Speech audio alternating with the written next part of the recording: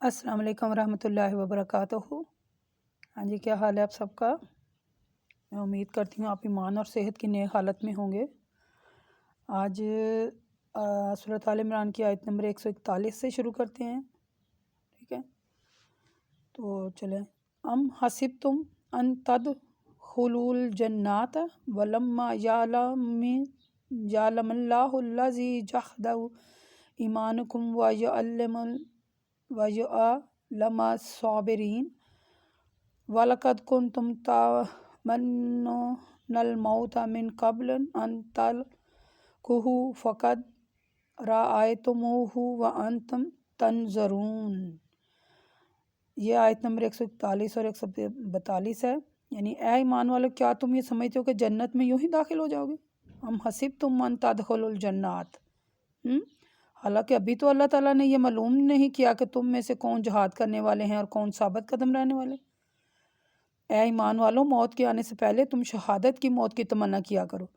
अब तो तुमने उसे देख ही लिया और ये सब कुछ तुम्हारी नज़रों के सामने हुआ है। तमूतुन्ना, तमन्ना। ऊपर जिक्र है कि मोमिनीन की आजमाइश की गई है, इन्हें तकलीफ़ों से दो चार भी किया गया है, इनको इम्तिहान की भट्टी में भी डाला गया है ताकि ये चेक किया जाए कि ये इनका ईमान कितना मजबूत है। इस आयत में अल्लाह ताला ने तकलीफ़ और आजमाइश के फ़लसफ़े को वाज़िया किया है। ये आप ज़रा ना काफ़ी पेंसिल लेके बैठे हैं और इनका ज़रा गौर से तर्जमा सुने और ख़ुद भी मुताला करें कुरान पाक खोल कर। देखें, इस आयत में अल्लाह ताला ने इंसान जो मुसलमान है, मोमिन है, किस तरह उसको झंझोड़ा है। यानी इन आयत में अल्लाह ताला ने तकलीफ़ और आजमाइश के फ़लसफ़े को वाज़िया बयान किया है। मोमिनीन की इस गलत फहमी को तकलीफ़ उठाने और कुर्बानी दिए बगैर जन्नत मिल जाएगी दूर फरमाया है। अल्लाह ताला फरमाते हैं हम हसीब तुम अन तदखुलुल जन्नात। ऐ ईमान वालों, क्या तुमने ये समझ लिया है कि जन्नत में यूं ही दाखिल हो जाओगे। नहीं, हालांकि अभी तो अल्लाह ताला ने क्या करना है, हमारी आजमाइश अभी करनी है। अल्लाह को ये मालूम हो कि कौन उसके रास्ते पर चल रहा है और कौन तकलीफ़ और आजमाइश में सब्र इस्तकामत का दामन नहीं छोड़ता। कौन मुसीबत में जो है वो साबित कदम रहता है और कौन जो है वो डगमगाता है। जंग ओहद में जो तकलीफ़ें मोमिनीन को पहुंची थी, इनका मकसद ये था कि अल्लाह ताला मोमिनीन को देखना चाहता था कि साबित कदम कौन रहता है और कौन डगमगा रहा है। ये जो आयत है, इसका मंशा है कि जन्नत में जाने के लिए कुछ कुर्बानियाँ देनी पड़ती हैं, इम्तिहान देने पड़ते हैं, आजमाइशों से गुजरना पड़ता है। बग़ैर कुर्बानी दिए जन्नत का असूल तो खुशफहमी है ना। अल्लाह ताला ने, जैसे हमने पीछे पढ़ा नहीं, सूरत बकरा में आयत नंबर 214 में, अम हसीब तुम अन तदखुलुल जन्नात। यानी ऐ ईमान वालों, क्या तुम्हारा गुमान है कि तुम जन्नत में यूं ही दाखिल हो जाओगे। हालांकि जो कुछ तुम पहले कर चुके हो, इस पर पेश आने वाली मुसीबतें, मतलब जैसी मुसीबतें तुम्हें अभी पेश ही नहीं आई, बड़ी बड़ी सख्तियाँ तुम्हें पहुँची नहीं हैं और वो खूब झंझोड़े गए थे। यहाँ तक कि आप सल्लल्लाहु अलैहि वसल्लम ईमान वाले जो इनके साथ थे पुकार उठे, अल्लाह मदद कब आएगी। अल्लाह ताला ने फरमाया ख़बरदार हो जाओ, अल्लाह की मदद अनकरीब है। इन आयात से मालूम होता है कि आजमाइश ईमान का लाजम हिस्सा है। जो ईमान लाएगा इसकी आजमाइश भी होगी और उसे कुर्बानी भी देनी पड़ेगी। हमने इसके बारे में सूरत बकरा में वजाहत से पढ़ा है ना। देखें, ईमान लाने के बाद अल्लाह ताला की तरफ से आजमाइश किसी वक्त भी हो सकती है। अगर आप आजमाइश में मुब्तला हो जाएं तो सब्र इस्तकामत से बर्दाश्त कीजिए। इसमें कामयाबी के लिए अल्लाह ताला से तौफीक तलब कीजिए, जन्नत के असूल के लिए मेहनत कीजिए और हर किस्म के मुसीबत जो है उस पर साबित कदम रहिए। सहाबा इकराम जो थे शहादत की तमन्ना किया करते थे। अल्लाह ताला के रास्ते में जान देने को अपनी खुशकिस्मती समझना चाहिए। आगे है, वमा मोहम्मद आइल्ला रसूल कद खलत मिन क़ब्लिही रसूल। आयत नंबर 144 है, और मोहम्मद तो बस अल्लाह के रसूल हैं, अला नहीं हैं कि हमेशा ज़िंदा रहेंगे। इनमें से पहले बहुत से रसूल गुजर चुके, बताओ क्या वो सब मौजूद हैं। यकीनन सब अल्लाह के पास चले गए। तो अगर इनको भी मौत आ जाए या ये कत्ल कर दिए जाएं तो क्या तुम उल्टे पाँव कुफर की तरफ लौट जाओगे। और जो शख्स उल्टे पाँव कुफर की तरफ लौट गया تو اللہ کا کچھ نہیں بگاڑ سکے گا۔ اللہ شکر گزار بندوں کو ان قریب اچھا بدلہ دیتا ہے۔ یعنی اس آیت میں اللہ تعالیٰ نے آپ صلی اللہ علیہ وسلم کا نام لیا ہے کہ قرآن مجید میں 4 مقامات پر محمد آیا ہے صلی اللہ علیہ وسلم، ان میں سے ایک مقام یہی ہے۔ باقی مقامات جو ہیں وہ اللہ تعالیٰ جیسے سورۃ احزاب میں فرماتے ہیں کہ محمد تم مردوں میں سے کسی مرد کے باپ نہیں، بلکہ وہ تو اللہ کے رسول ہیں اور نبیوں کے ختم کرنے والے ہیں، اور اللہ ہر چیز سے بخوبی واقف ہے۔ رسول صلی اللہ علیہ وسلم فرماتے ہیں صحیح بخاری میں کہ میرا نام محمد ہے صلی اللہ علیہ وسلم، جو میرے گھر والوں نے رکھا ہے۔ یعنی اللہ تعالیٰ فرماتا ہے وَمَا مُحَمَّدٌ إِلَّا رَسُولٌ، محمد بس رسول ہیں۔ دیکھیں انسان جو ہے، جیسے اس میں اللہ تعالیٰ نے بتا دیا ہے کہ ہم میں سے یعنی انسانوں میں سے رسول بنا کر بھیجے گئے ہیں، انسانوں میں سے رسول بنا کر بھیجے گئے ہیں نا۔ تو پھر اللہ تعالیٰ نے کیا کیا ہے کہ انسانوں کا ایمان چیک کیا ہے، اور جو اللہ تعالیٰ کے شکر گزار کرے گا، شکر گزار بندہ ہے، اللہ اسے اچھا بدلہ دے گا۔ کیا خیال ہے؟ جنگ احد میں جو ایمان والے قتل ہو گئے تھے، ان کے جانی نقصان سے بعض ایمان والوں میں سے ایک قسم کی آرزو پیدا ہوئی کہ اللہ تعالیٰ نے ان کی آسودگی دور کرنے کے لیے یعنی کہ آیات نازل فرمائیں اور ان کو تسلی اور تشفی دی کہ ان کی ہمت افزائی ہو۔ رسول اللہ صلی اللہ علیہ وسلم کی وفات ایمان والوں کے لیے سب سے بڑی مصیبت اور ایک بہت بڑی آزمائش ہو سکتی تھی۔ اللہ نے فرمایا ایمان والو، اگر رسول صلی اللہ علیہ وسلم کی وفات ہو جائے تو جو تمہارے نزدیک سب سے بڑی مشکل ہے، تو تمہیں اس صورت میں بھی ہمت نہیں ہارنی چاہیے،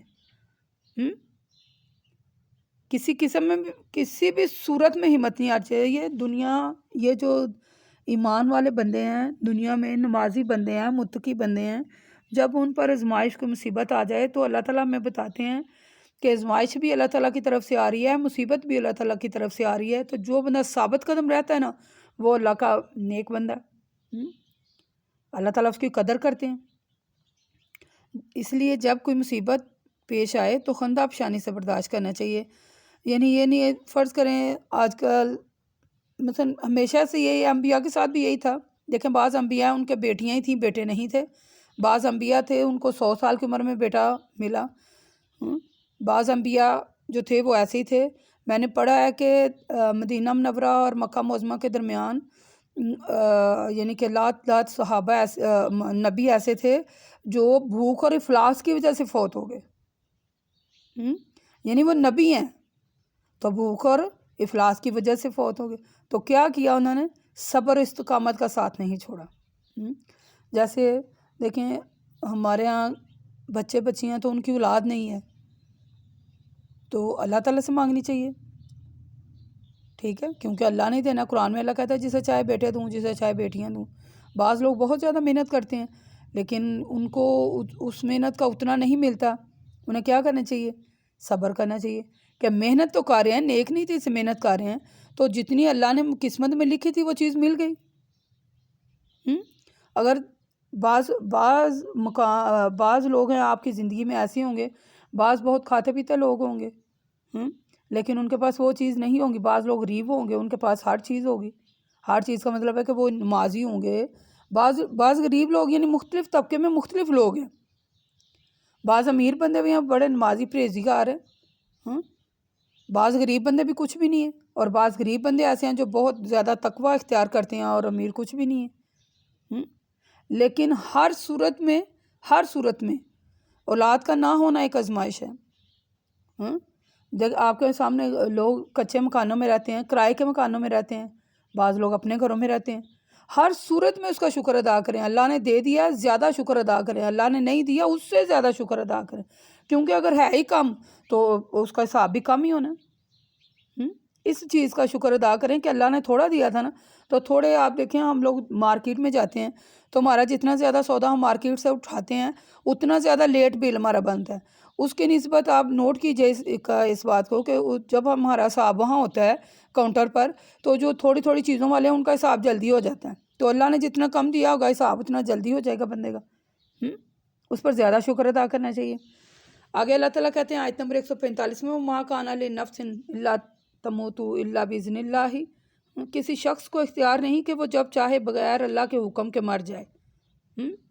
موت کا مقررہ وقت تو اللہ کے ہاں لکھا ہوا ہے، اس وقت موت آئے گی جو شخص دنیا میں اپنے اعمال کا بدلہ چاہے تو ہم اس کو دنیا میں بدلہ دے دیں گے، اور جو شخص آخرت میں اپنے اعمال کا بدلہ چاہے تو ہم اس کو آخرت میں دے دیں گے۔ اور اللہ شکر گزار بندوں کو عن قریب اچھا بدلہ دے گا۔ اچھا، یعنی اس آیت میں اللہ تعالیٰ نے مسلمانوں کی ہمت افزائی کی ہے۔ وَمَا كَانَ لِنَفْسِهِ أَن تَمُوتُنَّ إِلَّا بِإِذْنِ اللَّهِ كِتَابًا، یعنی کسی شخص کے اختیار میں نہیں ہے کہ بغیر اللہ کے حکم کے مر جائے۔ موت کا تو دن مقرر ہے اور اسی وقت وہ آنی ہے۔ سورۃ منافقون میں بھی اللہ تعالیٰ نے اسی طرح فرمایا، جب کسی شخص کی موت کا وقت آ جاتا ہے تو پھر اللہ اس کو ہرگز مہلت نہیں دیتا، اور جو کچھ تم کر رہے ہو اللہ اسے بخوبی واقف ہے۔ واللہ خبیر بما تعملون، یعنی اللہ اس سے اچھی طرح واقف ہے۔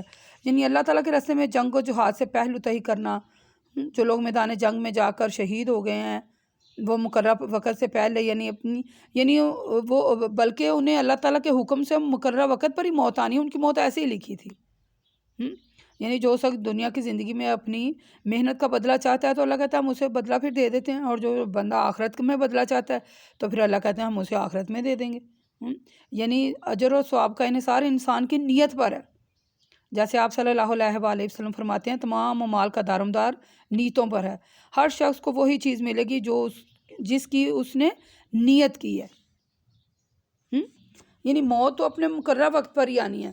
پھر جو شخص اللہ تعالیٰ کے راستے میں لڑنے سے گریز کرتا ہے، یا وہ چاہتا ہے کبھی میں زندہ رہوں، دنیا کا مال متاع جمع کروں، اور مثلا وہ سمجھتا ہے کس طرح میری موت نہیں آئے گی، اللہ تعالیٰ نے اس کو اس کی نیت کے مطابق دنیا کے مال تو دے دیے۔ اور جو شخص اللہ کے راستے میں میدان جنگ میں شہید ہو جاتا ہے تو اس کا اجر و ثواب مثلا اللہ تعالیٰ کے پاس ہے اور اسے ملے گا۔ یعنی جو شخص صدقے دل سے اللہ تعالیٰ سے شہادت طلب کرتا ہے نا تو اللہ اس کو شہداء کے مقام پر پہنچا دیتا ہے۔ اسی طرح موت سے نہیں ڈرنا چاہیے، موت تو اپنے وقت پر آنی ہے۔ موت سے ڈرنا تو بزدلی ہے۔ بہادر جو ہوتے ہیں وہ تو جہاد کرتے ہیں۔ اللہ تعالیٰ سے ہماری دعا ہے کہ ہم سے اپنے دین کی خدمت کروائے، اور خوش قسمتی ہے کہ اللہ کا کرم ہے، اس کی کرم نوازی پر اللہ تعالیٰ کا شکر ادا کرنا چاہیے کہ اس نے ہمیں مسلمان گھرانوں میں پیدا کیا اور ہم مسلمان ہیں اور اللہ کو ایک مانتے ہیں اور آخرت کو مانتے ہیں۔ تو اللہ تعالیٰ سے دعا ہے کہ اللہ تعالیٰ ہمیں سچا اور پکا مسلمان بنائے، سچا اور پکا۔ اس طرح آیت نمبر 146 اور 48 میں اللہ تعالیٰ فرماتا ہے اور بہت سے نبی ایسے گزرے ہیں جن کی یعنی کہ میں بہت سے اللہ والے اور اللہ کے راستے میں اللہ کے دشمنوں سے لڑتے رہے، تو جب اللہ کے راستے میں انہیں کوئی مصیبت پہنچی تو انہوں نے ہمت نہیں ہاری، کمزوری کا مظاہرہ نہیں کیا، کافروں کے سامنے عاجزی کا اظہار کیا، بلکہ ثابت قدم رہے۔ اللہ تعالیٰ ثابت قدم رہنے والوں سے محبت کرتا ہے۔ دوران جنگ ان کا قول سوائے اس کے کہ کچھ نہ تھا کہ اے ہمارے رب ہمارے گناہوں کو اور ہمارے کام میں ہماری زیادتیوں کو معاف فرما، ہمیں ثابت قدم رکھ اور کافروں کے مقابلے میں ہماری مدد فرما۔ تو اللہ تعالیٰ نے ان کو دنیا میں بھی اچھا بدلہ دیا اور آخرت میں بھی۔ تو انہوں نے نیکیاں کی، اور اللہ تعالیٰ نیکی کرنے والوں اور محبت کرنے والوں کو پسند کرتا ہے۔ دیکھیں یہ بھی آیت اسی سلسلے کے بارے میں، یعنی مومنین کی مزید ہمت افزائی اللہ تعالیٰ نے فرمائی ہے، اور ہمیشہ اللہ تعالیٰ کے راستے میں لڑنا چاہیے، اور آپ بھی اللہ تعالیٰ کے راستے میں یعنی کہ جہاد کریں، اور ایمان والوں سے جس طرح اللہ تعالیٰ نے یعنی کہ کہا ہے کہ ہمت نہیں ہاریں، ثابت قدمی کا مظاہرہ کریں اور گناہوں کی مغفرت طلب کریں۔ تو اللہ تعالیٰ سے دعا ہے اللہ تعالیٰ ہمارے گناہوں کو معاف کرے اور ہمیں اپنی حفظ و امان میں رکھے اور اپنا فرما بردار بنائے۔ وما الینا الا البلاغ المبین وقولوا قولی ھذا استغفر اللہ استغفر اللہ استغفر اللہ۔ ان آیات کا جو سیاق و سباق ہے جو مجھے سمجھ میں آیا کہ وہ یہ ہے کہ موت کا وقت مقرر ہے اور ہمیں ڈرنا نہیں چاہیے، اور اللہ تعالیٰ سے نیک موت کی دعا کرنی چاہیے، اور اللہ تعالیٰ جو بندہ نیک مسلمان ہے، جو ہماری مصائب اور مشکلیں ہم پر آئیں ان پر جب ہماری آزمائش ہو تو ہمیں گھبرانا نہیں چاہیے بلکہ اللہ سے دعا کرنی چاہیے۔ آمین۔